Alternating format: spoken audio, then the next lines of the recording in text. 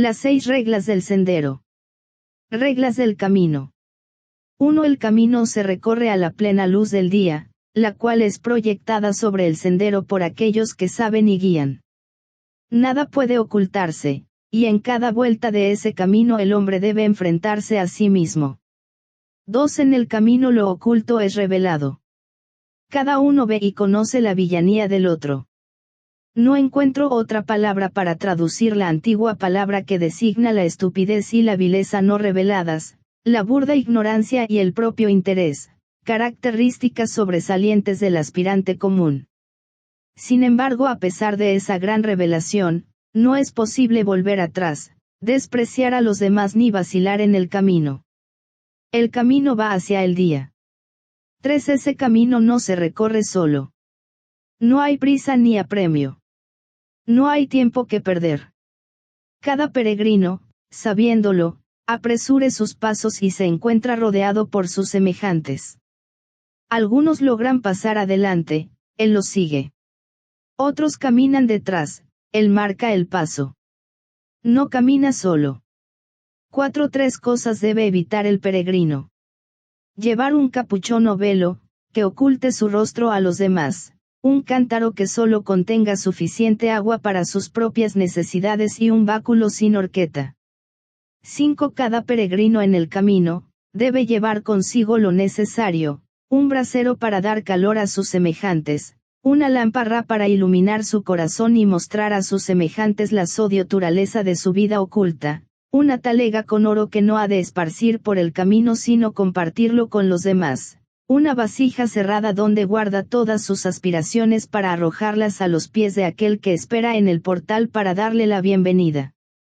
6. A medida que el peregrino recorre el camino debe tener el oído atento, la mano dadivosa, la lengua silenciosa, el corazón casto, la voz áurea, el pie ligero y el ojo, que ve en la luz, abierto. Él sabe que no camina solo. La ilusión del poder es quizás una de las primeras y más serias pruebas que se le presenta al aspirante y también uno de los mejores ejemplos de este gran error, por lo tanto, les pido que lo consideren como algo contra lo cual deben precaverse cuidadosamente. Raras veces el discípulo escapa a los efectos de este error de la ilusión, pues se basa, en forma curiosa, en el éxito y el móvil correctos. De allí la naturaleza plausible del problema, que podrá expresarse de la manera siguiente. El aspirante logra hacer contacto con su alma o ego, mediante el correcto esfuerzo. Por la meditación, la buena intención y la correcta técnica, más el deseo de servir y amar, obtiene el alineamiento. Entonces llega a ser consciente de los resultados de su exitoso trabajo. Su mente se ilumina. Un sentido de poder fluye a través de sus vehículos. Es consciente del plan, al menos temporariamente. La necesidad del mundo y la capacidad del alma para enfrentar esa necesidad invade su conciencia. Su dedicación, consagración y propósito correctos acrecientan la afluencia de energía espiritual. Conoce. Ama. Trata de servir, realizando las 3 cosas con mayor o menor éxito. El resultado de todo ello es que el sentido de poder y la parte que debe desempeñar para ayudar a toda la humanidad lo absorben más que la comprensión del debido y adecuado sentido de proporción y de los valores espirituales. Se sobreestima a sí mismo y también su experiencia. En vez de redoblar sus esfuerzos y establecer un contacto más estrecho con el reino de las almas y amar más profundamente a todos los seres, empieza a hacer alarde de sí mismo, de la misión que tiene que cumplir y de la confianza que el Maestro y hasta el Logos planetario han depositado evidentemente en él. Habla de sí mismo, gesticula y atrae la atención, reclamando reconocimiento. A medida que lo realiza malogra constantemente su alineamiento, su contacto se aminora, uniéndose a las filas de los que han sucumbido a la ilusión del poder experimentado. Esta forma de ilusión prevalece cada vez más entre los discípulos y aquellos que han pasado las 2 primeras iniciaciones. Existen en el mundo muchas personas que han recibido la primera iniciación en una vida anterior. En algún periodo del actual cielo de vida, que repite y recapitula los acontecimientos de su progreso anterior, llegan nuevamente a la etapa de realización que habían alcanzado anteriormente. Perciben el significado de su realización y el sentido de su responsabilidad y conocimiento. Nuevamente se sobreestiman, considerándose ellos y sus misiones y penetran y malogran como algo excepcional entre los hijos de los hombres, y sus demandas esotéricas y subjetivas para ser reconocidas, lo que debía haber sido un servicio fructífero. Cualquier énfasis puesto sobre la personalidad puede desfigurar fácilmente la luz pura del alma cuando trata de afluir hacia el yo inferior. Todo esfuerzo para llamar la atención hacia la misión o tarea que ha asumido la personalidad, desvirtúa esa misión y restringe al hombre en su tarea. Ello conduce a diferir el cumplimiento hasta el momento en que el discípulo solo sea un canal por el cual pueda afluir el amor y brillar la luz. Esta afluencia y brillo deben ser acontecimientos espontáneos y carecer de toda alusión propia. Los ejemplos dados sobre espejismo e ilusión demostrarán no solo la sutileza del problema sino la urgente necesidad de su reconocimiento. Muchas personas expresan hoy estas dos cualidades de la naturaleza inferior. 1. Espejismo en el plano mental, ilusión.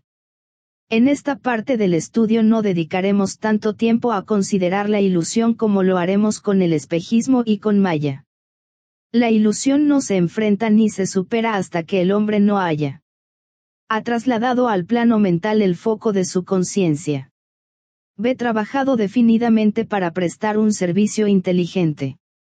Se hecho consciente y fácilmente el alineamiento con el alma.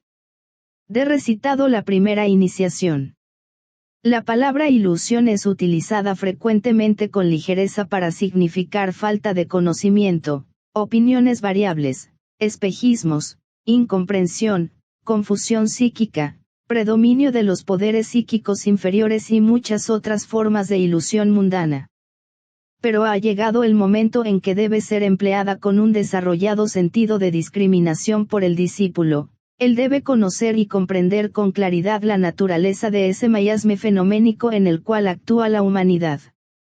A los efectos de la claridad y con el fin de distinguir más definida y efectivamente los tipos de ilusión en que se mueve el alma, y de los cuales tiene que liberarse, será necesario que dividamos la gran ilusión, con sus diversos aspectos, en sus partes componentes, en tiempo y espacio.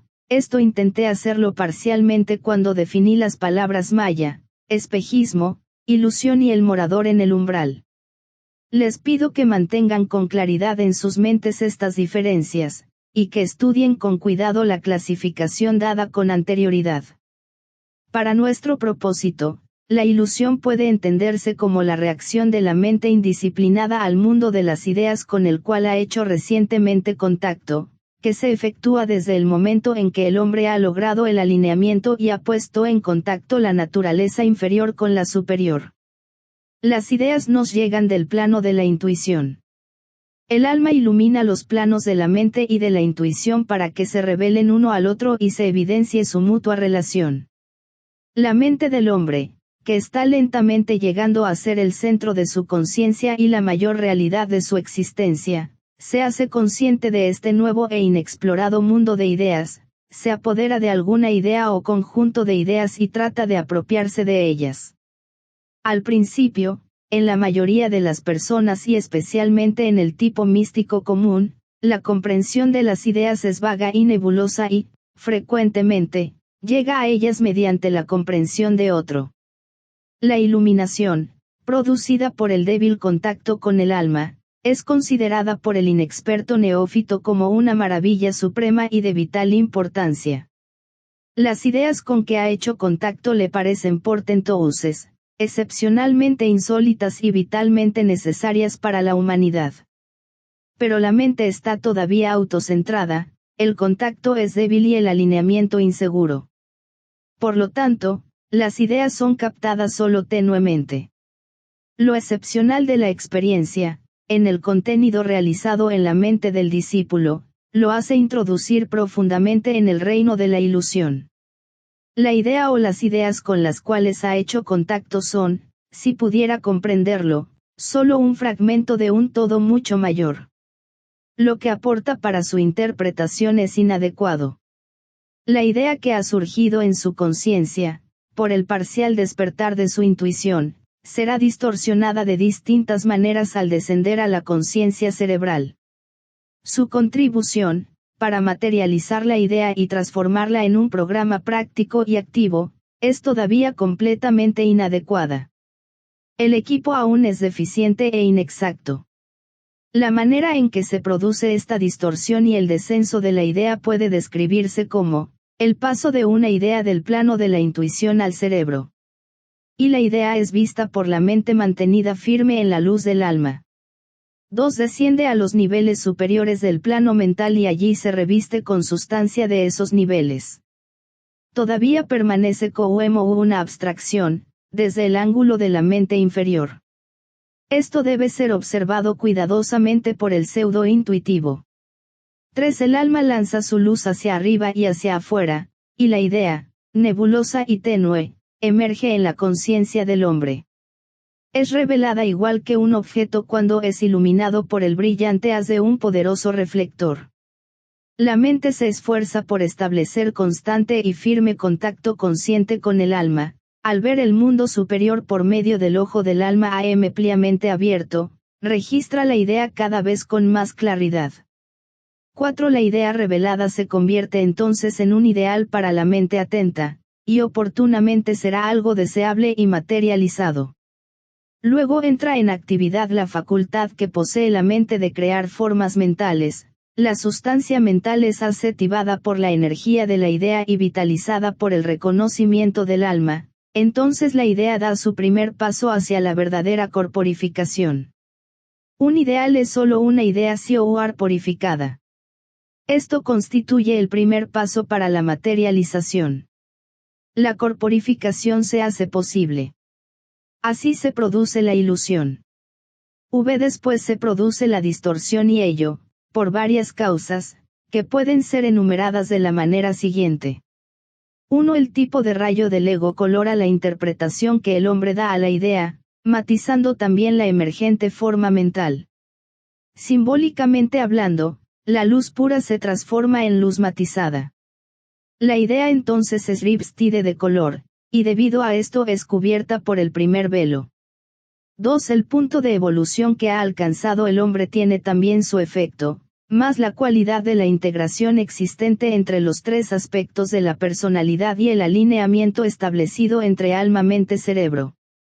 Por ser este necesariamente imperfecto, produce lo indefinido del contorno y, en consecuencia, lo indefinido de la forma final. Por lo tanto tenemos a la integración imperfecta de la personalidad. B. La vaguedad de la forma mental propuesta. C. El empleo del inadecuado material, atraído para construir la forma mental. D. El cambio del foco de atención, debido a la vaguedad del ideal visualizado. La relación de la mente con la idea presentida, es inestable. 3. La cualidad del desarrollo del cuerpo mental del discípulo produce, según se dice, el siguiente ocultamiento de la idea. La idea ha sido transformada por el color del rayo del alma, entonces efectúa una mayor distorsión debido al tipo de rayo del cuerpo mental que puede ser, y generalmente es, diferente al tipo de rayo del alma. La ilusión se presenta por lo general de 7 maneras. 1. Por errónea percepción de una idea. El discípulo no puede distinguir entre una idea y un ideal, entre una idea y una forma mental o entre un concepto intuitivo y un concepto mental. Esta es una de las maneras más comunes de producirse la ilusión entre los aspirantes. La atmósfera mental en que vivimos es de ilusión, siendo también la zona de contacto consciente en donde se encuentran formas mentales de todo tipo. Algunas son puestas por la jerarquía para que el hombre las descubra, otras son formas mentales construidas por el hombre alrededor de ciertas ideas, algunas son ideales muy antiguos que han sido descartados, pero aún persisten como formas mentales, otras son totalmente nuevas y por lo tanto no son aún poderosas, pero sí muy atrayentes. Todas han sido creadas por el hombre en una u otra etapa de su desarrollo individual y racial. Gran parte son cascarones de conceptos largamente refutados, algunas están en embrión y otras estáticas y estables, muchas se hallan en proceso de descender de los niveles intuitivos, unas pocas están todavía iluminadas por la clara luz del alma y preparadas para ser corporificadas. Un número de formas mentales está en proceso de desintegración. Algunas de estas formas o ideas corporificadas son de naturaleza destructiva, debido al tipo de materia con que están construidas. Otras son constructivas. Todas están matizadas por alguna energía de rayo. Un sinnúmero de ellas son necesariamente construidas por la actividad desarrollada en el mundo de la personalidad, otras están en proceso de construcción por medio del alma y también por la actividad conjunta de ambas manifestaciones. Por lo tanto, es esencial que toda mente posea una percepción que actúe correctamente. Los aspirants deben aprender a distinguir entre a una idea y un ideal. B. Lo corporificado, lo que está en proceso de corporificarse y lo que espera ser desintegrado. C. Lo constructivo y lo destructivo.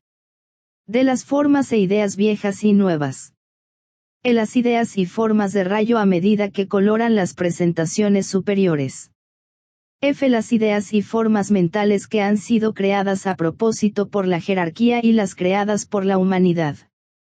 G. Las formas mentales raciales y las ideas grupales. Podría enumerar muchas más, pero las anteriores bastarán para demostrar la necesidad de percibir correctamente y señalar las raíces de la prevaleciente ilusión mundial, producida por la percepción errónea. La causa se debe a una mente no entrenada ni iluminada. La solución consiste en aprender la disciplina de Raja Yoga. Esto da por resultado la capacidad de mantener la mente firme en la luz, la percepción correcta, el logro de una correcta perspectiva y de una actitud mental correcta. Estas son las correctas actitudes que tuvo en cuenta el Buda cuando describió el noble octuple sendero. Significa que llegar a una correcta altitud mental. Sí, he dicho altitud y no actitud. 2. Por errónea interpretación, la idea, entidad vital o germen de viviente potencia, es vista parcialmente distorsionada por lo inadecuado del equipo mental y, frecuentemente, queda inutilizada.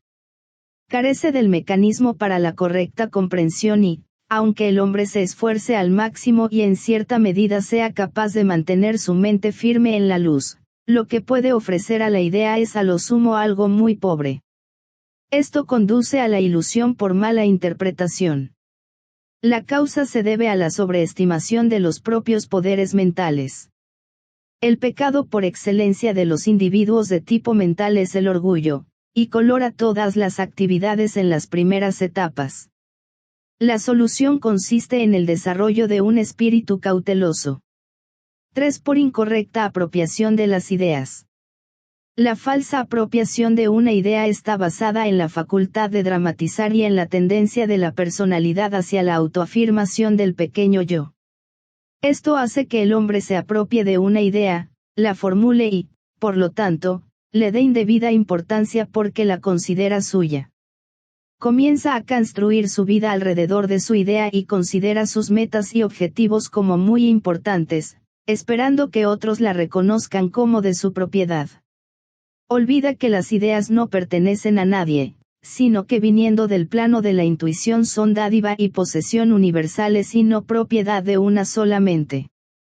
Su vida, como personalidad, también se subordina a la idea que él tiene de una idea y su ideal de una idea. La idea llega a ser el agente dramático de su autoimpuesto propósito de vida, que lo empuja de un extremo a otro. Esto conduce a la ilusión, por la indebida apropiación. La causa se debe a la sobreestimación de la personalidad y a la incorrecta impresión de las reacciones de la personalidad sobre la idea presentida y sobre quienes tratan de hacer contacto con la misma idea. La solución se funda en un firme intento para descentralizar la vida de la personalidad y centrarla en el alma. Quisiera aclarar un punto aquí. Las ideas muy raras veces llegan a la conciencia mundial y a la mente humana, directamente desde niveles intuitivos. La etapa actual de desenvolvimiento humano no permite aún hacerlo. Solo pueden venir de los niveles intuitivos cuando existe un contacto con el alma, altamente desarrollado, un potente control de la mente, una inteligencia entrenada, un cuerpo emocional purificado y un buen equipo glandular, como consecuencia de los requisitos anteriores. Reflexionen sobre este concepto. La mayoría de las ideas de orden muy elevado son atenuadas e introducidas en la conciencia de un discípulo, por un maestro, que las imparte por telepatía mental y como resultado de su sensibilidad a las ondas de la facultad psíquica, según las denomina la enseñanza tibetana. Las ideas son también percibidas por la interacción que existe entre discípulos. Con frecuencia, cuando se reúnen los discípulos, estimulando mutuamente las mentes y centralizando la atención enfocada, pueden hacer un contacto unido con el mundo de las ideas. De otra manera, sería imposible traer a la existencia conceptos más nuevos. Ciertas grandes ideas con las cuales se puede hacer contacto, forzándolas a corporificarse por medio de la entrenada atención de los discípulos, prevalecen como corrientes de energía en el plano mental. Dichas corrientes de energía mental, matizadas por una idea básica, son puestas allí por la jerarquía. Cuando se las descubre y se establece contacto con ellas, el neófito se siente inclinado a considerar su logro como algo personal, atribuyendo esta idea a su propia sabiduría y poder. Observarán la gran necesidad que existe de comprender correctamente aquello con lo cual se hace contacto, como así también su correcta interpretación. 4. Por errónea orientación de las ideas. Esto se debe a que todavía el discípulo no ve el panorama tal como es. Su horizonte es limitado y su visión miope. Una fracción o fragmento de alguna idea básica incide sobre su conciencia y la interpreta como correspondiendo a un campo de actividades que quizás no tiene ninguna relación dentro del mismo. Por lo tanto, comienza a trabajar con la idea y a diseminarla en lugares donde es totalmente inútil, empieza a darle forma desde un ángulo completamente equivocado, corporificándola de tal manera que su utilidad es nula. Así, desde el primer momento de contacto, al discípulo lo envuelve la ilusión, y mientras persista en ello se fortalece la ilusión general. Esta es una de las formas de ilusión más comunes y uno de los primeros métodos con el cual se puede destruir el orgullo mental del discípulo. Esta ilusión es producida por la mala aplicación inicial y conduce al empleo u orientación errónea de una idea. La causa se debe a una pequeña y no incluyente mentalidad. La solución consiste en entrenar la mente a fin de que sea incluyente, bien equipada y desarrollada desde el punto de vista de la inteligencia moderna. 4. Por errónea integración de una idea. Cada discípulo tiene un plan de vida y un campo de servicio elegido. Si este no existe, no es un discípulo. Puede ser el hogar, la escuela o un campo más amplio, pero es un lugar definido donde expresa aquello que está en él. En su vida de meditación y por medio del contacto con sus condiscípulos, hace contacto con una idea, quizás importante para el mundo. Inmediatamente la capta y trata de integrarla al propósito y plan de su vida. Tal vez para él no tenga aplicación definida y no sea la idea con la cual debería trabajar. La excesiva actividad de su mente es probablemente responsable de que haya captado así la idea. Las ideas percibidas, con las cuales se hace contacto, no son necesariamente ideas con las que debe trabajar todo discípulo, y el discípulo no siempre comprende esto. Capta la idea e intenta integrarla a sus planes, procurando trabajar con energías para las que temperamentalmente no está preparado. Impone una corriente de energía sobre su cuerpo mental y no puede manejarla, produciéndose el consiguiente desastre. Muchos buenos discípulos manifiestan excesiva actividad y fertilidad mentales y no logran objetivos buenos y constructivos o actividad vital. Captan cualquier idea que se cruza en su camino, sin discriminación alguna. Esta es la ilusión producida por la adquisición. La causa es la captación egoísta por parte del yo inferie, y, aunque el discípulo no se dé cuenta de ello, la idea de su propio desinterés le produce el esprismo. La solución es un espíritu de humildad. 6. Por errónea corporificación de las ideas. Esto se refiere principalmente a las dificultades que encuentran esas almas desarrolladas que hacen contacto con el mundo de la intuición e intuyen las grandes ideas espirituales, cuya responsabilidad es corporificar en alguna forma, automática y espontáneamente, mediante una entrenada y rítmica actividad del alma y de la mente, trabajando siempre en la más estrecha colaboración. Se establece contacto con la idea, pero es erróneamente revestida de materia mental y, por consiguiente, incorrectamente lanzada a la materialización. Por ejemplo, se la integra en una forma mental grupal cuyo color, nota clave y sustancias son totalmente inadecuados para su correcta expresión. Esto ocurre mucho más a menudo de lo que se cree. Concierne a las interpretaciones superiores del aforismo hindú: mejor es el propio Dharma que el Dharma de otro. Esta ilusión es producida por la errónea discriminación, en lo que se refiere a la sustancia. La causa se debe a la falta de entrenamiento esotérico en la actividad creadora. La solución consiste en aplicar los métodos de quinto rayo, los métodos aplicables al plano mental. Este error raras veces lo comete el aspirante medio, y concierne a esa ilusión que se aplica como prueba a muchos iniciados de grado bastante avanzado. El discípulo común, como ustedes y otros de este grupo, escasas veces hace contacto con una idea pura, de allí que difícilmente necesiten corporificarla. 7. Por errónea aplicación de las ideas. ¿Cuántas veces esta forma de ilusión desciende sobre un discípulo? Hace contacto intuitiva e inteligentemente con una idea, observen la diferencia expresada aquí, y la aplica mal. Este es quizás un aspecto de la ilusión sintética o la ilusión en el plano mental, tal como el hombre moderno hace contacto con él. La ilusión varía en cada época, de acuerdo a lo que la jerarquía intenta realizar o a la tendencia general de los pensamientos de los hombres.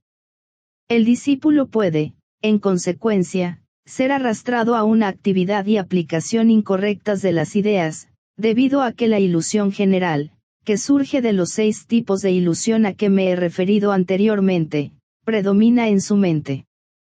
Podría continuar extendiéndome sobre los medios por los cuales la ilusión atrapa al incauto discípulo, pero esto bastará para despertar en ustedes ese análisis constructivo que conduce del conocimiento a la sabiduría. Hemos dejado sentado que las 7 formas principales en que actúa la ilusión son: 1. Percepción errónea. 2. Interpretación errónea. 3. Apropiación errónea. 4. Orientación errónea. 5. Integración errónea. 6. Corporificación errónea. 7. Aplicación errónea. Estas constituyen el tercer paso hacia la expresión. También es cualificada la forma de expresión.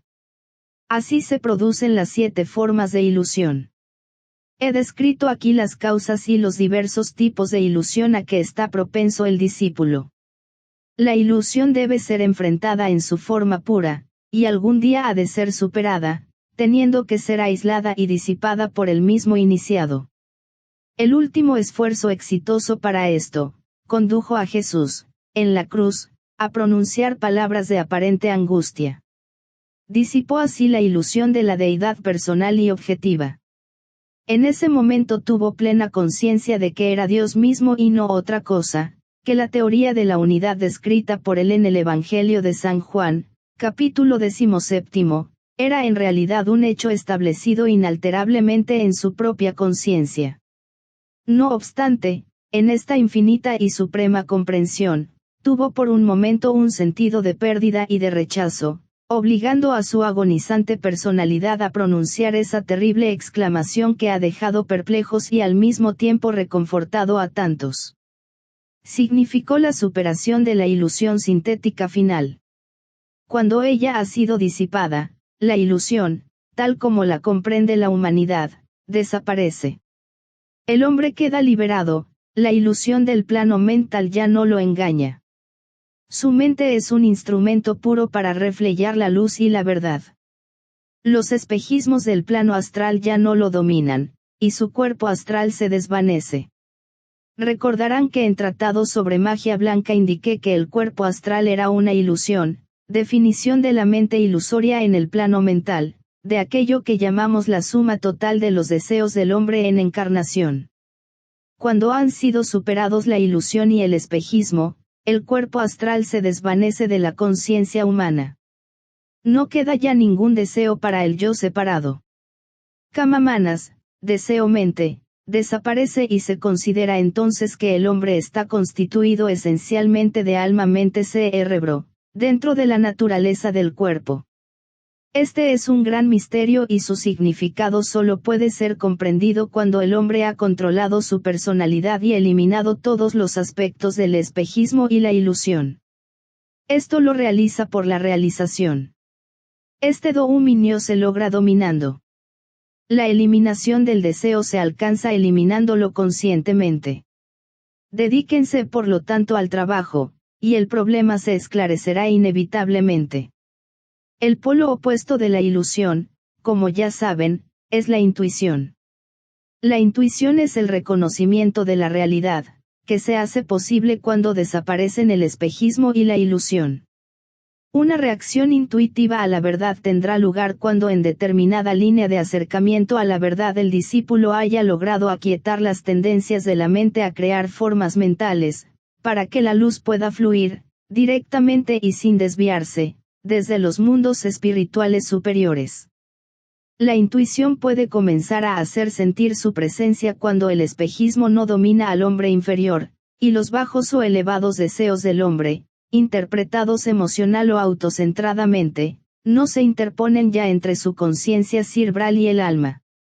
Los verdaderos aspirantes, durante su lucha por la vida, obtienen estos momentos fugaces de liberación superior. Tienen entonces un destello intuitivo de comprensión. El esquema futuro y la naturaleza de la verdad irrumpen, pasando momentáneamente a través de su conciencia, y la vida nunca vuelve a ser exactamente igual. Han tenido la garantía que toda lucha es justificada y que evocará su adecuada recompensa. Como he puntualizado en la clasificación, véase página 39, lo que disipa la ilusión y la sustituye por una percepción espiritual verdadera e infalible es la contemplación, llevada a cabo lógicamente por el alma. Quizás pueda llegarse a captar algo de la secuencia del desarrollo, si se comprende que el proceso de la meditación, en sus tres principales partes, puede dividirse de la manera siguiente. 1. El aspirante, sendero de probación, concentración, maya. 2. El discípulo, sendero del discipulado, meditación, espejismo. 3. El iniciado, sendero de iniciación, contemplación, ilusión. La clasificación precedente bastará para demostrar la conexión que existe entre el proceso de la meditación, tal como es descrito y enseñado en la escuela arcana, y el problema que deben enfrentar ustedes. La técnica para disipar la ilusión, empleada por el iniciado, es la contemplación. Pero, ¿de qué sirve elucidar esto con ustedes si no son iniciados? Si describiera los procesos peculiares empleados por un alma en contemplación, para penetrar, por un acto de la voluntad entrenada y mediante algunas fórmulas de primer rayo, y disipar la ilusión, ¿les sería de beneficio para algo o solo satisfaría su curiosidad? Creo que no les serviría de nada. Concluiré por lo tanto mis observaciones sobre este punto, relacionado con la ilusión, de acuerdo a la etapa evolutiva en que se encuentran. El espejismo es su problema y el problema del mundo en este momento. Algunos de ustedes, cuyos cuerpos mentales están en proceso de organizarse, pueden hallarse en cierta medida envueltos por la ilusión, pero su mayor problema como grupo e individuos es el del espejismo. Su campo vital de experiencia se halla en los niveles superiores del plano astral. Su trabajo es vencer el espejismo, cada uno en su vida individual, y, como grupo, emprender más tarde la ardua tarea de ayudar a disipar el espejismo mundial. Quizás más adelante podrán estar capacitados para hacerlo si se someten al entrenamiento y, como individuos, comprenden y dominan sus espejismos personales. En cuanto hayan comenzado a hacer esto, podré utilizarlos como grupo. Pero antes que puedan trabajar como grupo y ayudar a disipar el espejismo mundial, tienen que comprender mejor y dominar más definidamente los espejismos y las ilusiones de la personalidad. Ha llegado el momento de ayudarlos a encarar más drásticamente este problema del espejismo, teniendo en cuenta el predestinado servicio grupal a prestar y no su liberación personal. Por lo tanto, les pido que trabajen con renovado valor, determinación y nueva comprensión, y continúen durante otro año. Dedicarán sus esfuerzos a esta tarea, pues verdaderamente es una tarea. 2. Espejismo en el plano astral. Espejismo. He tratado el problema de la ilusión o el espejismo en el plano mental. Lo he hecho breve y sucintamente, señalando que no constituye primordialmente el mayor problema de este grupo de aspirantes, sino que ellos, conjuntamente con el aspirante mundial, la humanidad, se ocupan principalmente del espejismo. Esos aspirantes, que se destacan de la humanidad común, cuya tarea consiste en enfrentar el espejismo mundial y forjar un camino a través de él, tienen el trabajo de liberar la energía del alma y el poder de la mente. Ustedes deben secundar a estas almas precursores, comprendiendo la magnitud de la oportunidad y la inminencia de la hora de liberación. Están al borde del discipulado aceptado. Ello significa que muy pronto, a la lucha contra el espejismo han de sumar la lucha contra la ilusión. Son suficientemente fuertes para ello. No olviden que el discípulo que se ocupa de satisfacer la aspiración de su naturaleza y lucha también con los problemas resultantes de la polarización y la percepción mentales y de las energías que entran en actividad por medio del contacto con el alma, se está convirtiendo rápidamente en una personalidad integrada. Por lo tanto, la tarea no es fácil y reclama una actividad concentrada, de lo mejor de su ser. Con esta frase quiero significar la aspiración del alma y la de la personalidad. En cierta medida ya están luchando con la ilusión de las ideas, que traté en mi última instrucción, comenzando así a desarrollar esa discriminación que los conducirá a la correcta elección de los móviles de la vida. En esta instrucción trato de arrojar alguna luz sobre el espejismo que enfrenta el discípulo, como individuo, y considerar también el aspecto del espejismo que ha de enfrentar como servidor mundial en entrenamiento. Hablando simbólicamente, les diré que el cuerpo astral planeta Río, observado desde los niveles del alma, está perdido en las profundidades de la bruma que lo envuelve. Durante la noche, al observar un cielo despejado, se ven estrellas, soles y planetas brillando con un fulgor claro y frío y una luz centelleante que atraviesa muchos millones de millas, o años luz, como se los denomina, hasta que el ojo humano capta y registra la existencia de esas brillantes estrellas. Sin embargo, si observan el cuerpo astral del planeta, siempre que puedan hacerlo, no verán ese claro fulgor sino simplemente una lóbrega esfera con apariencia de vapor, niebla y bruma de tal densidad y espesor que indicaría ser no solo impenetrable sino de condiciones desfavorables para la vida. A pesar de ello, nosotros, los instructores de lo interno, vamos y venimos y la atravesamos. En esa bruma viendo todas las cosas deformadas y distorsionadas trabajan los hijos de los hombres. Algunos están tan habituados a la bruma y a la densidad que no se enteran de su existencia, considerándolas correctas y buenas y un lugar irreemplazable para vivir. Otros han captado tenues vislumbres de un mundo más luminoso, en el que pueden verse formas y figuras más perfectas, donde la bruma no oculta una realidad tenuemente percibida aunque no sepan qué es esa realidad. Aún otros, como por ejemplo ustedes, ven ante sí un sendero abierto que conduce a la clara luz del día.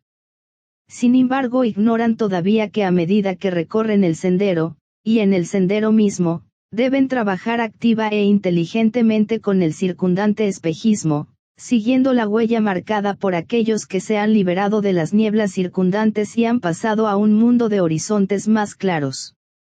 Gran parte del tiempo empleado por los discípulos en el sendero constituye un proceso de inmersión casi cíclica en el espejismo y la bruma, alternando con momentos de claridad y visión. 4 cosas necesitan captar los que trabajan con el espejismo, 4 reconocimientos básicos que, cuando se comprendan, servirán para aclarar e iluminar y, por lo tanto, enderezar su camino. 1. Cada ser humano se encuentra en un circundante mundo de espejismo, resultado de a su propio pasado, con su erróneo pensar, sus deseos egoístas y la errónea interpretación del propósito de la vida. No hay ni ha habido comprensión del designado propósito de la vida, tal como lo ha visualizado el alma, y no podrá haberlo hasta que no exista cierta definida organización del cuerpo mental. Ve la vida de deseo, pasada y presente, de su familia, la cual se hace cada vez más poderosa a medida que transcurre la evolución. La vida de deseo del grupo familiar se acentúa y destaca, constituyendo entonces tendencias y características psicológicas heredadas y manifestadas. C. El espejismo nacional, suma total de la vida de deseo, más las ilusiones de cualquier nación. Estas características se denominan nacionales y son tan persistentes y marcadas que se las reconoce generalmente como encarnando rasgos psicológicos nacionales. Están basadas, por supuesto, en las tendencias de rayo, la historia y las interpretaciones mundiales, y constituyen en sí mismas un espejismo, del cual debe zafarse cada nación a medida que avanza hacia la comprensión de la realidad y su identificación con ella. De una ampliación de la idea anterior hasta abarcar lo que llamamos espejismo racial, empleando la palabra raza para denominar a la humana. Constituye un espejismo o serie de espejismos muy antiguos, deseos arraigados, poderosas aspiraciones de cualquier clase, y definidas formas de creación humana que fluidas, envolventes y palpitando con vida dinámica tratan de retener la conciencia de la humanidad en el plano astral. Este espejismo lo constituye el dinero y su valor material, deseo ilusorio que se extiende como densa bruma, obstruyendo la visión de la verdad y distorsionando la mayor parte de los valores humanos. 2. Se ha de comprender que esta bruma, espejismo que envuelve a la humanidad en esta época, es una cosa sustancial y definida y ha de tratársela como tal.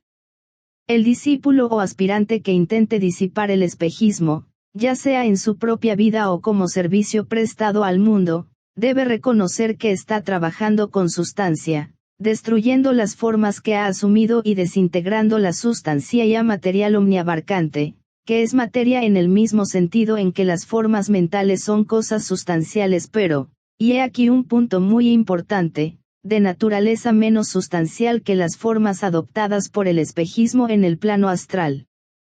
Siempre nos inclinamos a considerar que los pensamientos son cosas que tienen vida, forma y un propósito propios.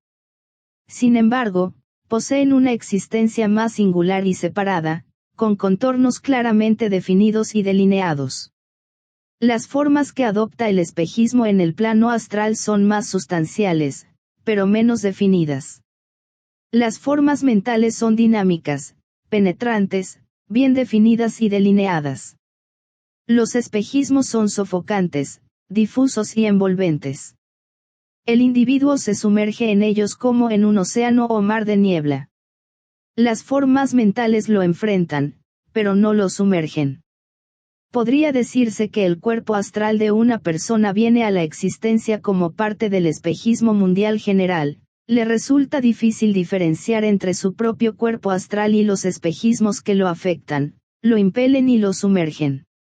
Su problema, en el plano mental, es más claro y definido, aunque igualmente difícil. 3. El espejismo astral constituye una forma de energía de gran potencia debido a 3 factores. A. Constituye un ritmo tan antiguo, inherente a la sustancia ya astral misma, que le resulta difícil al ser humano percibirlo o comprenderlo, siendo el resultado de una larga actividad del deseo humano. B es parte integrante de la propia energía del hombre, que es para él la línea de menor resistencia y parte también de un gran proceso mundial y del proceso de la vida individual. En sí mismo no es erróneo, sino un aspecto de la realidad. La comprensión de esto complica lógicamente las ideas del hombre al respecto. C. Además es de naturaleza definidamente atlante, habiendo llegado a una etapa muy elevada de desarrollo en esa raza, en consecuencia, solo puede ser disipado finalmente por la raza aria, utilizando la correcta técnica. El individuo que está aprendiendo a disipar el espejismo tiene que hacer dos cosas. 1. Permanecer en el ser espiritual. 2. Mantener la mente firme en la luz.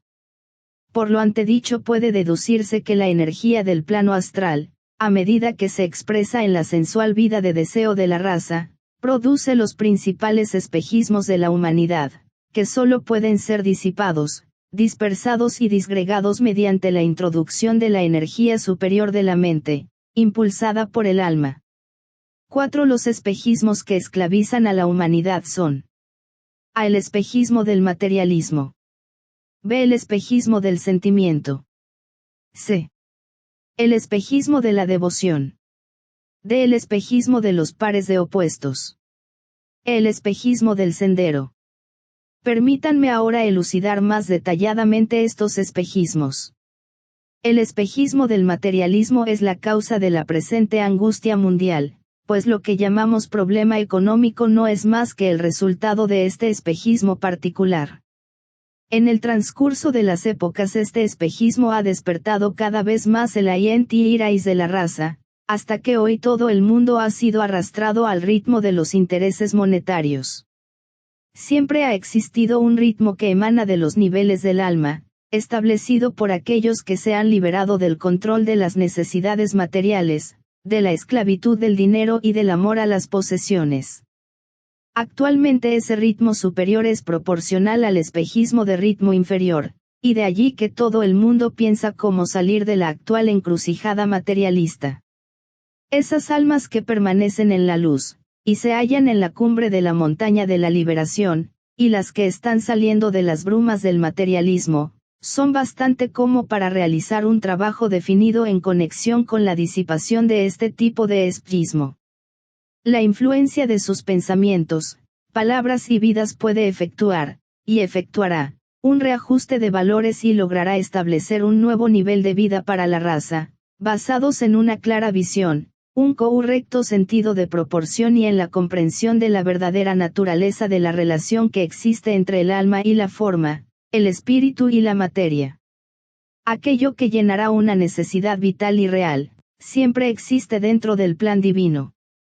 Lo que es innecesario para la correcta expresión de la divinidad y para una vida plena y rica puede ser obtenido y poseído, pero únicamente a costa de perder lo más real y de la negación de lo esencial. Sin embargo, los estudiantes deben recordar que lo necesario varía de acuerdo a la etapa de evolución alcanzada por el individuo. Para algunas personas, por ejemplo, el poseer cosas materiales puede ser una experiencia espiritual tan grande y una enseñanza tan poderosa en la vida, como los anhelos más elevados y los requisitos menos materiales del místico o del ermitaño. Estamos clasificados de acuerdo a nuestras acciones, al punto de vista y al lugar que ocupamos en la escala evolutiva. Realmente se nos clasifica por nuestro punto de vista y no por lo que le exigimos a la vida. El hombre espiritualmente orientado, que ha puesto sus pies en el sendero de probación y no trata de expresar sus convicciones, será juzgado tan duramente y pagará tan elevado precio como el más materialista aquel cuyos deseos están centrados en las cosas sustanciales. Tengan esto en cuenta y no se erijan en jueces ni desprecien a nadie. El espejismo del materialismo comienza a disminuir perceptiblemente. Los pueblos del mundo están entrando en la experiencia ya del desierto, allí se darán cuenta de cuán poco se necesita para llevar una vida plena y adquirir experiencia y verdadera felicidad. El insaciable deseo de las posesiones no es considerado tan honorable como antes, y el deseo por las riquezas ya no genera codicia como en la primitiva historia racial. Las cosas y las posesiones se deslizan de las manos de quienes hasta ahora las sujetaban, solo cuando el hombre permanezca con las manos vacías y adquiera una nueva norma de valores recuperará el derecho a la propiedad y a la posesión. Cuando el hombre carezca de deseos y no busque nada para el yo separado, recuperará la responsabilidad por los bienes materiales, entonces su punto de vista estará libre de ese espejismo particular y las brumas del deseo astral serán aminoradas. Muchas otras formas de ilusión pueden aún dominar, pero el espejismo del materialismo habrá desaparecido, siendo el primero destinado a hacerlo. Convendría que los estudiantes recordaran qué clase de posesiones y objetos materiales, ya sea el dinero, una casa, un cuadro, un automóvil, tienen una vida propia intrínseca, una emanación propia y una actividad que es esencialmente la de su innata estructura atómica, puesto que un átomo es una unidad de energía activa. Esto produce su contraparte en el mundo de la vida etérica y astral, aunque no en el mundo mental.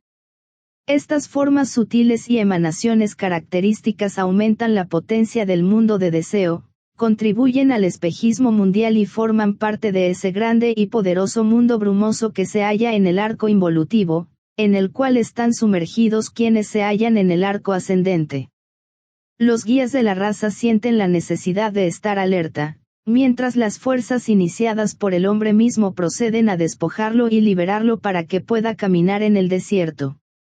Allí, en las así denominadas circunstancias propicias, puede reajustar su vida y cambiar su modo de vivir, descubriendo, de esta manera, que la liberación de las cosas materiales acarrea consigo su propia belleza y recompensa, su propia alegría y gloria. Así es liberado para vivir la vida de la mente. El espejismo del sentimiento mantiene esclavizada a la gente buena del mundo en una densa bruma de reacciones emocionales. La raza ha llegado a una etapa donde los hombres de buenas intenciones, que poseen real comprensión, se han liberado en parte del amor al oro, forma simbólica de referirme al espejismo del materialismo, truecan dicho deseo por el deber, las responsabilidades, el efecto que producen sobre otros y la comprensión sentimental de la naturaleza del amor. El amor, para mucha gente, en realidad para la mayoría, no es realmente amor sino una mezcla de deseo de amar y deseo de ser amado, más un deseo de realizar cualquier cosa para demostrar y evocar este sentimiento y, en consecuencia, sentirse más cómodo en su propia vida interna. El egoísmo de la persona que desea ser altruista es grande.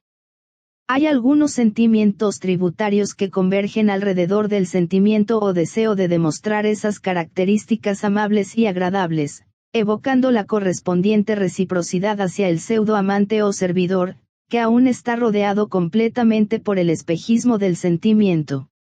Este pseudo amor, basado principalmente en la teoría del amor y el servicio, caracteriza a innumerables relaciones humanas, tales como las existentes entre marido y mujer o padres e hijos.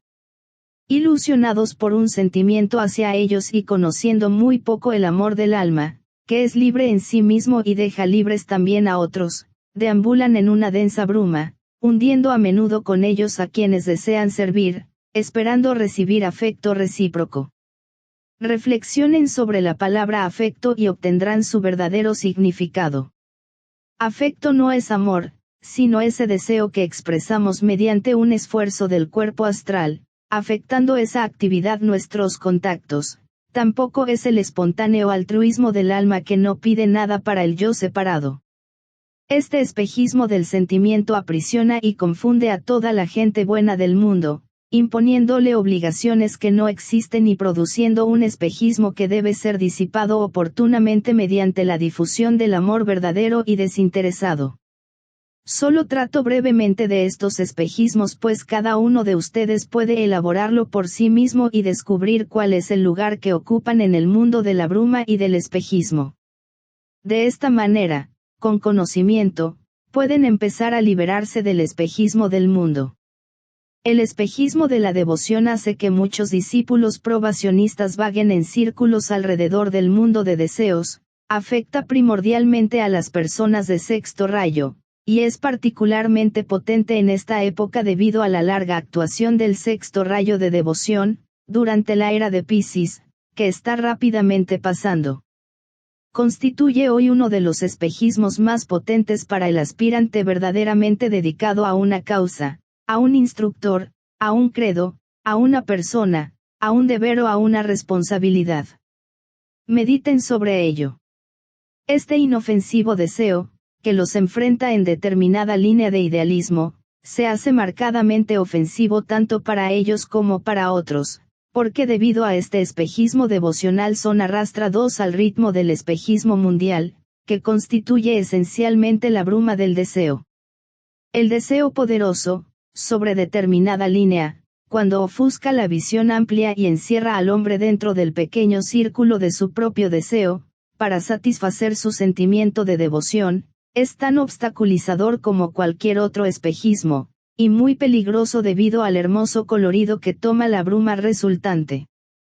El hombre se pierde en una arrobadora bruma de su propia creación, que emana de su cuerpo astral y está compuesta del sentimentalismo de su propia naturaleza respecto a su propio deseo y devoción hacia el objeto que atrae su atención.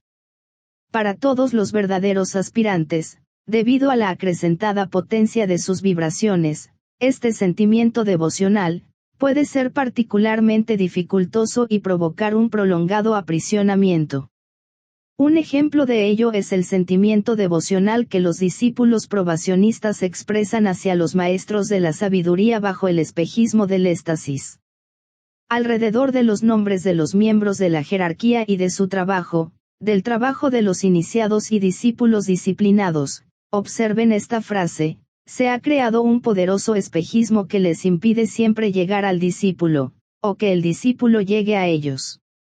No es posible penetrar el denso espejismo de la devoción que, vibrando con vida estática o dinámica, emana de la energía concentrada del discípulo que actúa aún a través del centro del plexo solar. Para este espejismo existen ciertas reglas muy antiguas: hacer contacto con el yo más grande por medio del yo superior, perdiendo de vista al pequeño yo y a sus reacciones, deseos e intenciones, o con el amor puro del alma, que no se personaliza ni intenta ser reconocido, puede entonces afluir al mundo del espejismo que sí cunda al devoto y desaparecerán las brumas de su devoción de las cuales se enorgullece. En el sendero de probación sobreviene la oscilación conscientemente registrada, entre los pares de opuestos, hasta que es visto y emerge el camino del medio. Esta actividad produce el espejismo de los pares de opuestos, de naturaleza densa y brumosa, matizada unas veces por la alegría y el gozo, otras por la tristeza y la depresión, a medida que el discípulo oscila entre las dualidades. Este estado persiste mientras se da importancia al sentimiento que va desde la gran alegría que el hombre siente cuando se identifica con el objeto de su devoción o aspiración, o sucumbe a la más negra desesperación y sensación de frustración cuando fracasa en hacerlo. Todo esto, sin embargo, es de naturaleza astral y de cualidad sensoria y no pertenece al alma. Este espejismo aprisiona a los aspirantes durante muchos años y a veces durante muchas vidas. Cuando el discípulo se libera del mundo del sentimiento y se polariza en el mundo de la mente iluminada, disipa este espejismo, que es parte de la gran herejía de la separatividad. En el momento en que el hombre divide su vida en triplicidades, como inevitablemente lo hace cuando se ocupa de los pares de opuestos y se identifica con uno de ellos, sucumbe al espejismo de la separación. Quizás este punto de vista podrá ser una ayuda o continuar siendo un misterio, porque el secreto del espejismo mundial se halla oculto en el concepto de que esta triple diferenciación vela el secreto de la creación. Dios mismo ha producido los pares de opuestos espíritu y materia y también el camino medio, el de la conciencia o aspecto alma. Recapaciten profundamente sobre este concepto. La triplicidad de los pares de opuestos y el estrecho camino que los equilibra, el noble sendero medio, es el reflejo en el plano astral de las actividades del espíritu, el alma y el cuerpo, de la vida, la conciencia y la forma, los tres aspectos de la divinidad siendo todos divinos. A medida que el aspirante aprende a liberarse de los espejismos con que ha hecho contacto, descubre otro mundo de bruma y niebla, a través del cual parece extenderse el sendero y por el que debe penetrar para liberarse de los espejismos del sendero. ¿Cuáles son estos espejismos? Estudien las tres tentaciones de Jesús, si quieren saberlo con exactitud. Analicen el efecto que producen, sobre el pensamiento del mundo, las escuelas de autoafirmación, las cuales recalcan la divinidad, aplicada en forma materialista. Estudien el fracaso de los discípulos debido al orgullo, a los complejos de salvador y servidor del mundo y a las diversas distorsiones de la realidad, que el hombre encuentra en el sendero, lo cual dificulta su progreso y malogra el servicio que debe prestar a otros. Recalquen en sus mentes la espontaneidad de la vida del alma y no la malogren con el espejismo de una aspiración elevada, egoístamente interpretada, ni por la propia centralización, inmolación, agresividad y afirmación al realizar el trabajo espiritual, pues estos son algunos de los espejismos del sendero. Más adelante consideraremos el espejismo en el plano etérico y el tema respecto al morador en el umbral, completando así el breve delineamiento de nuestro problema, que la primera parte de esta enseñanza estaba destinada a impartir. Antes de abordar detalladamente este tema, quisiera agregar algo más a lo ya considerado sobre el problema del espejismo. En la última instrucción dada elaboré el tema de los distintos tipos de espejismo y les transmití el concepto de la gran importancia que tienen en la vida individual. El campo de batalla, para el hombre que se encuentra cerca del discipulado aceptado o que se halla en el sendero del discipulado, en sentido académico, es principalmente el del espejismo. Este es el mayor problema y su solución es inminente y urgente para todos los discípulos y aspirantes avanzados. Les resultará evidente por qué razón se ha puesto el énfasis sobre la necesidad de estudiar el Raja Yoga y someterse a su disciplina durante la época Arya. Solo por medio del Raja Yoga puede un hombre mantenerse firme en la luz, y solo por medio de la iluminación y el logro de una clara visión pueden disiparse finalmente las brumas y los miasmas del espejismo. Solo cuando el discípulo aprende a mantener su mente firme en la luz, cuando los rayos de la luz pura irradian desde el alma, el espejismo podrá ser descubierto, percibido y reconocido por lo que esencialmente es, haciéndolo desaparecer en la misma forma que las nieblas de la tierra se disuelven ante los rayos del sol naciente. Por lo tanto les aconsejo que presten más atención a la meditación, cultivando siempre la capacidad de reflejar y asumiendo la actitud de que son un reflejo manteniendo esto firmemente durante todo el día. Hallarán de verdadero valor recapacitar profundamente sobre los propósitos para los cuales deben cultivarse la intuición y desarrollarse la mente iluminada, preguntándose si esos propósitos tienen la misma finalidad y están sincronizados con el factor tiempo. Descubrirán entonces que sus objetivos difieren y los efectos de su pronunciado desarrollo sobre la vida de la personalidad son también distintos. El espejismo no es disipado por medio de la intuición ni la ilusión es superada por el empleo de la mente iluminada. La intuición es un poder superior al de la mente y una facultad latente en la tríada espiritual, es el poder de la razón pura, una expresión del principio búdico y se halla más allá del mundo del ego y de la forma. Solo cuando el hombre llega a ser un iniciado, le es posible utilizar normalmente la verdadera intuición. Con esto quiero significar que la intuición puede actuar fácilmente, como principio o mente, en el caso de una persona que posee una inteligencia activa. Sin embargo, se hará sentir mucho antes, en casos extremos o urgentes. Iluminación es lo que deben buscar la mayoría de los aspirantes, como los de este grupo, han de cultivar el poder de emplear la mente como un reflector de la luz del alma, dirigiéndola a los niveles del espejismo y, por lo tanto, disipándolo. La dificultad reside en hacerlo en medio del sufrimiento y de las decepciones producidas por el espejismo.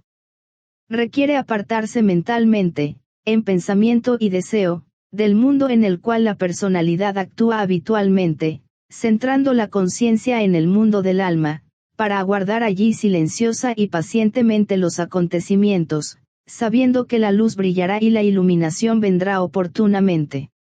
La profunda desconfianza respecto a las propias reacciones hacia la vida y circunstancias es de valor cuando tales reacciones despiertan crítica, separatividad u orgullo.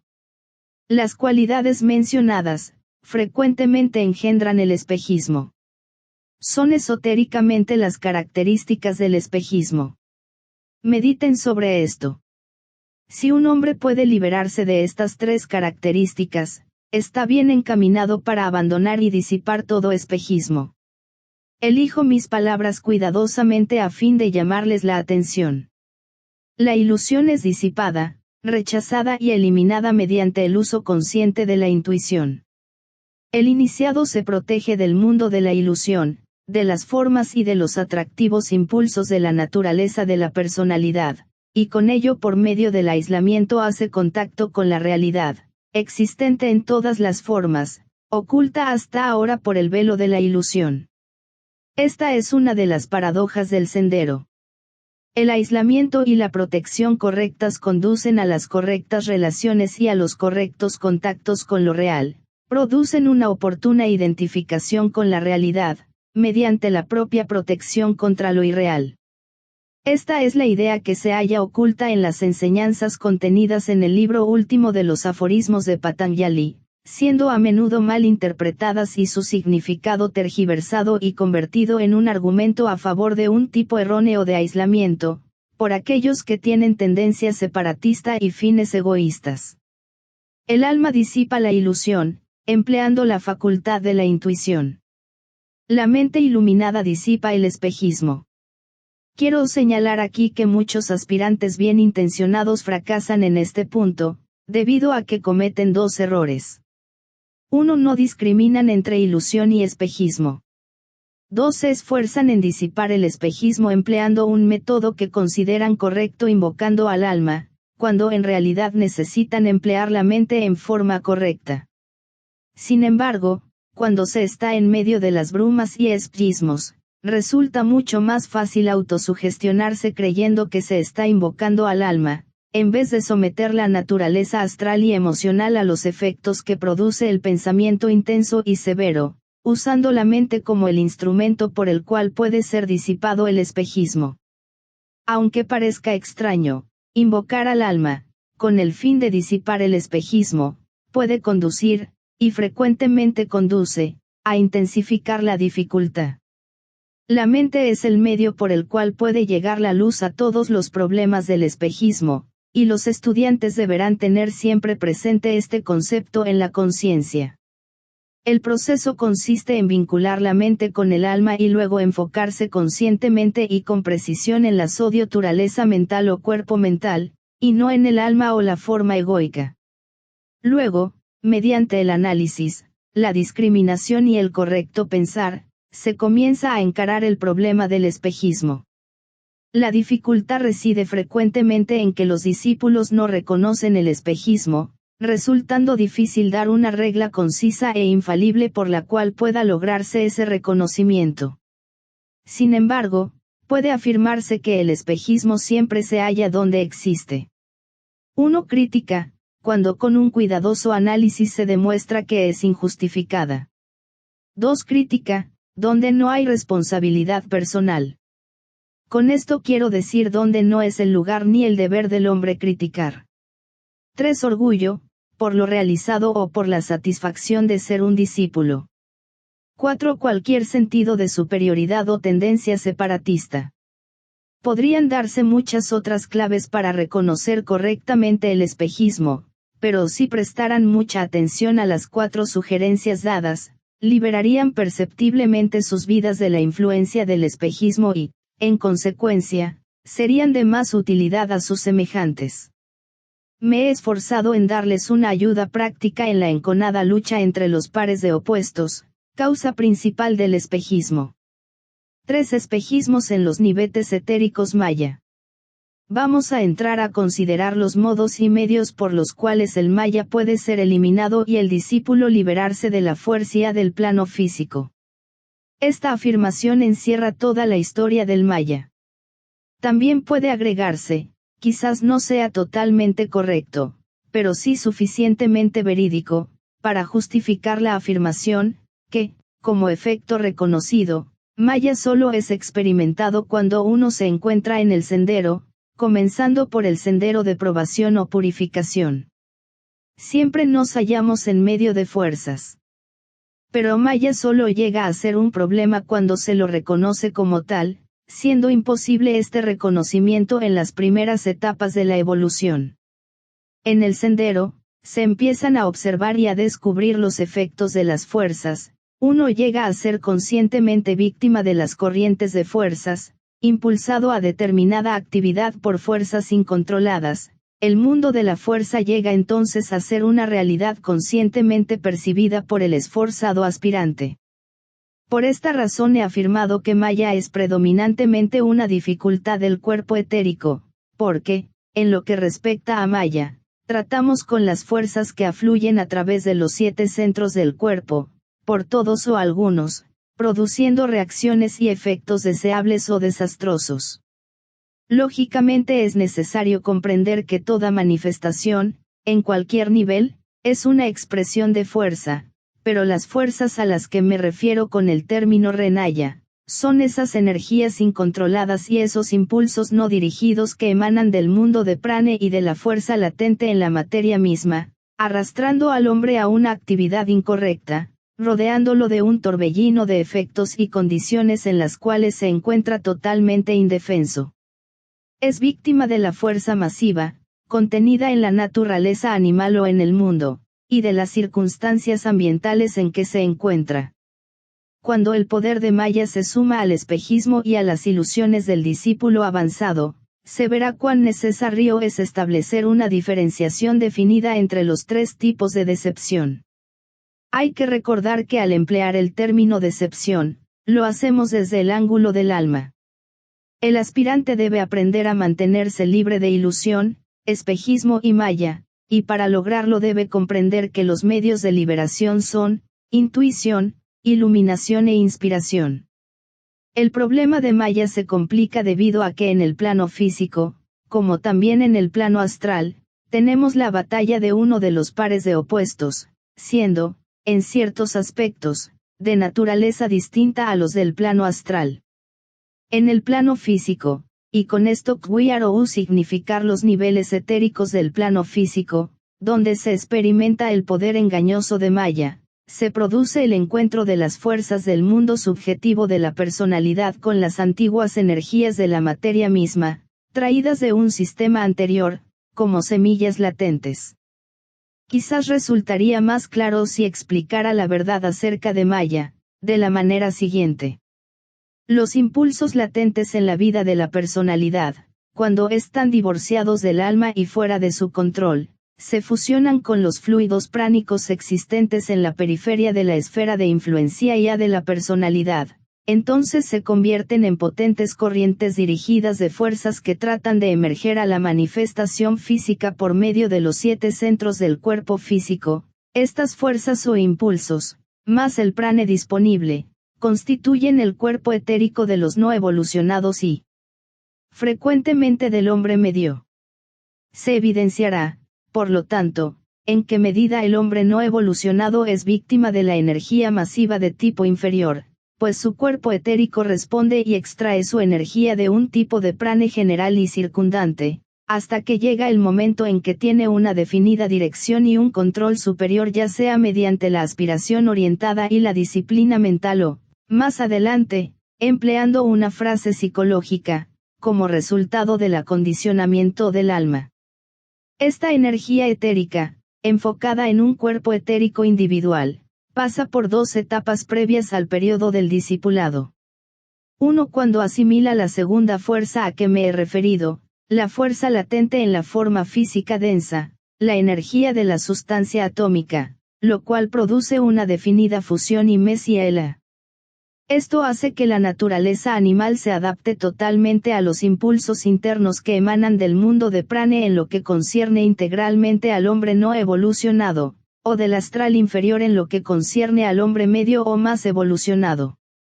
2. Sin embargo, en el momento en que tiene lugar una orientación interna hacia el mundo de los valores superiores, la fuerza etérica o vital, entra en conflicto con el aspecto interior del hombre, el cuerpo físico denso, y comienza la batalla de los pares de opuestos inferiores. Es interesante observar que en esta etapa se da importancia a las disciplinas físicas, aplicadas a ciertos factores controladores como la total abstinencia, el celibato y el vegetarianismo y a la higiene y ejercicios físicos. Por medio de estas disciplinas, o el control de la vida de la materia, puede neutralizarse la expresión inferior del tercer aspecto de la divinidad, y el hombre liberarse para poder librar la verdadera batalla de los pares de opuestos. Esta segunda batalla es el verdadero Kurukshetra y se libra en la naturaleza astral entre los pares de opuestos característicos de nuestro sistema solar, de la misma manera que los pares de opuestos físicos lo son del sistema solar anterior. Desde un interesante ángulo, puede observarse que la lucha entre los pares de opuestos en la espiral inferior, en lo que concierne al cuerpo físico en sus dos aspectos, tiene lugar en el reino animal. En este proceso, los seres humanos actúan como los agentes disciplinarios, y los animales domésticos que están obligados a someterse al control humano luchan, aunque inconscientemente desde nuestro punto de vista, con el problema de este par de opuestos inferior. La batalla es librada por medio del cuerpo físico denso y las fuerzas etéricas, llevando a la expresión, de esta manera, una aspiración superior. Esto produce en ellos la experiencia denominada individualización, donde se siembra la semilla de la personalidad. En el campo de batalla humano, el Kurukshetra empieza a dominar el aspecto superior del alma, produciendo el proceso de la integración divina humana que llamamos iniciación. Recapaciten sobre esto. Cuando un aspirante alcanza el punto de evolución en que el control de la naturaleza física es una necesidad urgente, recapitula en su propia vida esta batalla anterior con los pares de opuestos más inferiores, y comienza a disciplinar su naturaleza física densa. Haciendo una amplia y comprensiva generalización podría decirse que, para la familia humana en conjunto, este conflicto físico o etérico se libró en la Guerra Mundial, imponiendo una tremenda prueba y disciplina. Recuerden que las pruebas y disciplinas son autoimpuestas y surgen de nuestras limitaciones y oportunidades. Esto dio por resultado la entrada en el sendero de probación de un número muy grande de seres humanos, debido a la expiación y purificación a que fueron sometidos. Este proceso de purificación los preparó, en cierta medida, para el prolongado conflicto del plano astral que tienen por delante todos los aspirantes antes de alcanzar la iniciación, constituyendo la experiencia de Arjuna. Este es un punto interesante para reflexionar y explica gran parte del misterio y la dificultad en la secuencia del desarrollo humano. El aspirante solo tiende a pensar en sí mismo, en sus pruebas y experiencias individuales, debe aprender a pensar en los acontecimientos globales y su efecto preparatorio, en lo que a la humanidad se refiere. La Guerra Mundial fue el punto culminante en el proceso de desvitalizar el Maya mundial. Se liberó y agotó mucha fuerza y se empleó gran cantidad de energía. En consecuencia, mucho fue esclarecido. La mayoría de las personas se ocupan hoy de aplicar en sus vidas individuales el mismo proceso y conflicto. En pequeña escala, aquello que se efectuó en la Guerra Mundial se lleva a cabo en sus vidas. Están preocupados con el problema de Maya y de allí el creciente énfasis puesto en la cultura física, disciplina y gimnasia, tal como se impone en el mundo del deporte, en los ejercicios atléticos y en el entrenamiento militar. A pesar de los móviles erróneos y los efectos terribles y malignos, hablando también con amplia generalización, el entrenamiento del cuerpo y la organizada dirección física de la juventud del mundo actual en todos los países, particularmente los países militarizados de Europa, están preparando el camino para que millones de seres humanos entren en el sendero de purificación. Es esta una verdad muy cruda. La humanidad está bien orientada, aunque durante breves intervalos interpreta mal el proceso y aplica móviles erróneos a las actividades correctas. Todos estos puntos los trataremos más detalladamente cuando entremos a considerar la tercera parte y comencemos a estudiar los métodos para terminar con el espejismo, la ilusión y maya. Por el momento, trato solo de proporcionarles un cuadro general y una breve dilucidación de la clasificación que se halla en la página 39. Estúdienla con cuidado y memorícenla, si es posible, porque si se la comprende correctamente será de grande y verdadera utilidad. Quisiera señalar, en relación con el problema de maya, que uno de los primeros pasos para manejarlo correctamente es la coordinación física, de allí el énfasis puesto en ella, en el entrenamiento de los niños, y también que se emplee un proceso similar denominado alineamiento cuando nos referimos al trabajo de meditación y al esfuerzo para lograr un acrecentado control por el alma. Los estudiantes deberán tener esto presente y reflexionar sobre las frases siguientes. 1. Coordinación física. 2. Orientación astral. 3. Dirección mental. 4. Alineamiento de la personalidad. Todas expresan la correcta actividad en el sendero de retorno. Este retorno constituye el objetivo de la familia humana y la meta culminante para los 4 reinos de la naturaleza. Podríamos ampliar el concepto expresando la verdad de la siguiente manera. Proceso analogía obstáculo. 1. Coordinación física, reino mineral, maya. 2. Orientación astral, reino vegetal, espejismo. 3. Dirección mental, reino animal, ilusión. 4. Alineamiento de la, reino humano. El morador en el umbral. Personalidad.